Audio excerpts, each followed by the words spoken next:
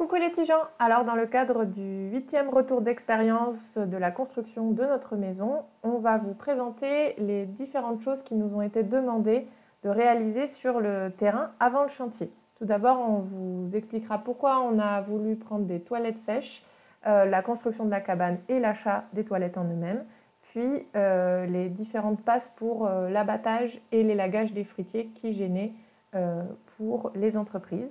Et enfin, je terminerai avec la chronologie comme d'habitude. Alors, pourquoi on a fait le choix des toilettes sèches? Tout d'abord, il faut savoir qu'il y a une obligation d'avoir pour les entreprises sur un chantier une base de vie, donc de l'eau, des vestiaires ou des choses comme ça, et des toilettes. Alors, nous, on a regardé le prix des toilettes chimiques en location 1 an, ça équivalait à peu près à l'achat d'un toilette chimique, et c'était de l'ordre de 1 000 € au minimum, on n'en a pas trouvé en dessous. Et on s'est aussi posé des questions environnementales, c'est-à-dire que les toilettes chimiques, c'est pas du tout environnemental, c'est en plastique, c'est pratique, mais voilà, nous, ça correspondait pas trop à la philosophie du projet. Et puis, on voulait aussi passer d'une dépense de fonctionnement à une dépense d'investissement. Je m'explique. Quand on achète un toilette chimique ou qu'on le loue, c'est une dépense de fonctionnement. On ne va pas le garder après chantier, il sert simplement à le faire le chantier. Donc on va s'en débarrasser à la fin du chantier. Alors qu'un investissement, on va le garder sur le plus long terme. Enfin nous, c'est comme ça qu'on le voit. Là, les toilettes sèches, la cabane, elle va être réutilisée à la fin du chantier, elle va être conservée.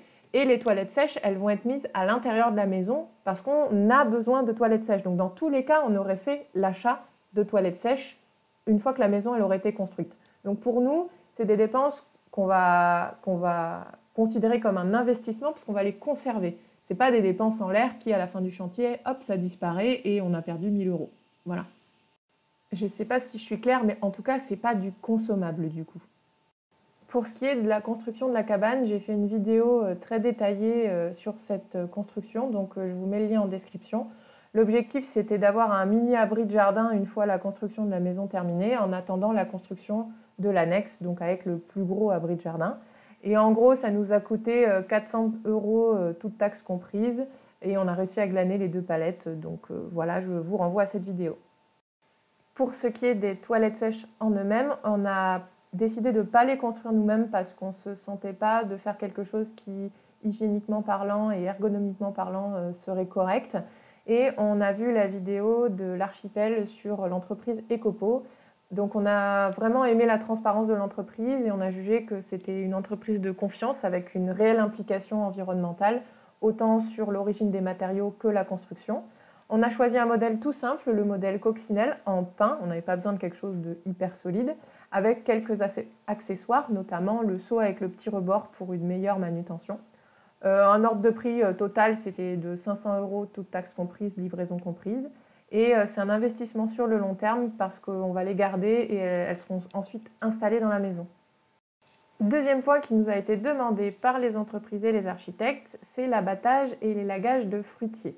Donc un premier passage a été fait pour abattre les arbres qui étaient dans l'enceinte directe de la maison. Et ça avait été vu en avance par nos architectes. Et donc on a réalisé ces travaux avec 2 tronçonneuses familiales avec les protections liées, et notre échelle et une corde pour guider la chute d'un des arbres. Ça nous a pris à peu près 2h30 un week-end et je vous laisse avec la vidéo pour apprécier ce qu'on a fait. Alors aujourd'hui, on doit être le 11 ou le 12 juin, je ne sais plus. Et là, on en profite pour couper les pommiers qui vont gêner pour l'implantation de la maison et des annexes. Donc il y a le petit pommier que Raphaël a déjà fait. Les 2 petits pommiers qu'on voulait garder, mais finalement la cuve de récupération d'eau de pluie va être enterrée à cet endroit-là, donc malheureusement on ne peut pas les garder. Mais on pourra faire du potager de surface dessus, donc bon, voilà. Celui-ci, dont Raphaël a déjà coupé 2 branches, et les 2 là-bas qui sont en piteux état, dont un qui est déjà mal en point et qui a déjà perdu des branches à cause du vent. Et donc on a 2 tronçonneuses, des EPI, des équipements personnel de protection individuelle, pardon. Et j'ai fait la débroussailleuse là tout autour des troncs parce que comme vous le voyez, ça a été fauché sauf aux abords des troncs, et du coup tous ceux qu'on va abattre, on les déprotège pour pas que ça s'en mêle dans la tronçonneuse. Voilà. Et on est content parce qu'on a réussi à protéger ces deux-là qui à la base devaient être abattus. Et finalement on a revu le plan d'implantation du chantier pour qu'il n'y ait pas à les abattre. Voilà, donc ça aussi ça fait partie des choses à faire avant de faire construire la maison. Et ben je vous récupère quand on a fini. Le terrain est beaucoup moins accueillant du coup parce qu'il y a 1, 2, 3, 4, 5, 6 arbres en moins. Et on n'a pas fini de couper les grosses branches avec les tronçonneuses. Mais bon, on n'a plus le temps parce qu'on respecte le 10h midi du dimanche matin. Donc voilà, mais on a quand même fait un sacré gros tas. Voilà.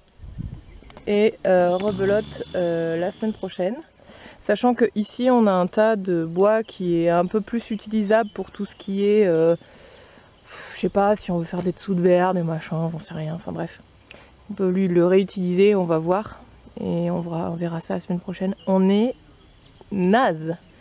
Et vraiment naze de chez naze. Donc bon. Je vous dis à la prochaine. Malheureusement, au démarrage du chantier, on a eu la désagréable surprise d'apprendre que l'entreprise de terrassement n'avait pas bien évalué le nombre d'arbres qu'on devait abattre ou élaguer. Donc un deuxième passage a dû être réalisé en urgence un week-end. C'était pas très agréable. Je vous conseille aussi de négocier parce qu'ils voulaient qu'on abatte 5 arbres. Nous, on leur a dit non, mais c'est pas la peine, on a déjà abattu 6. 5 de plus, c'est pas possible. Et en plus, ils avaient mal compris l'étendue du terrain. Donc surtout, spécifiez bien aux architectes, si vous avez des arbres, que vous ne souhaitez pas que les entreprises abattent des arbres sans votre consentement. Sinon, nous, on se serait retrouvés avec 5 arbres en moins, sans nous prévenir. Et les architectes ont stoppé l'entreprise et leur ont demandé de négocier avec nous.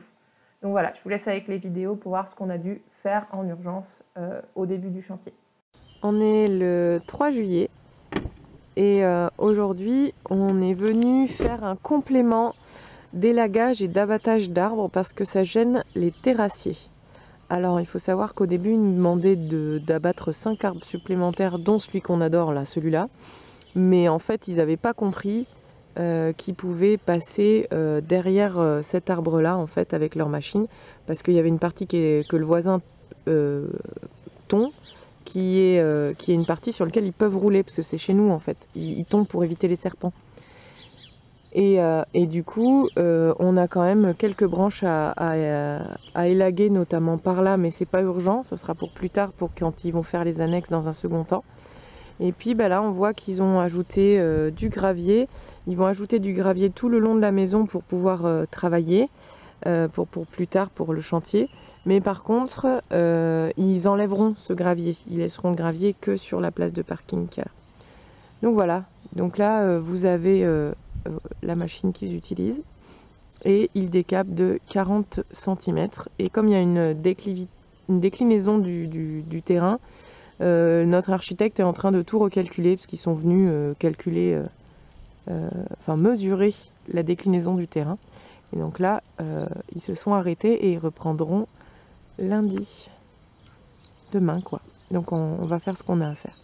Et on est à la fin de la séance d'élagage. Donc là, on a coupé tout ce qui dépassait sur cet arbre-là. Et puis j'ai un collègue qui est passé pour récupérer du pommier et il en a profité pour nous aider à battre les branches de celui-ci. On avait déjà commencé, mais voilà, merci à lui.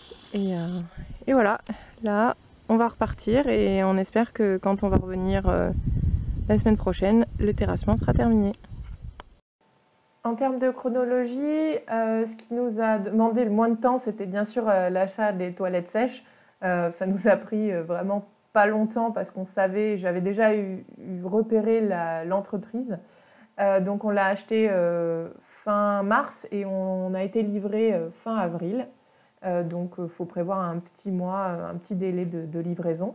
Ensuite, en ce qui concerne la cabane, il nous a fallu pareil, à peu près un mois. Donc on a démarré début avril, on a terminé début juin. Sauf qu'en fait, on a travaillé en pointillé les week-ends et un peu le soir en semaine. Mais clairement, ça nous a pas... on n'a pas fait en continu. Hein. Voilà, on a vraiment fait en pointillé.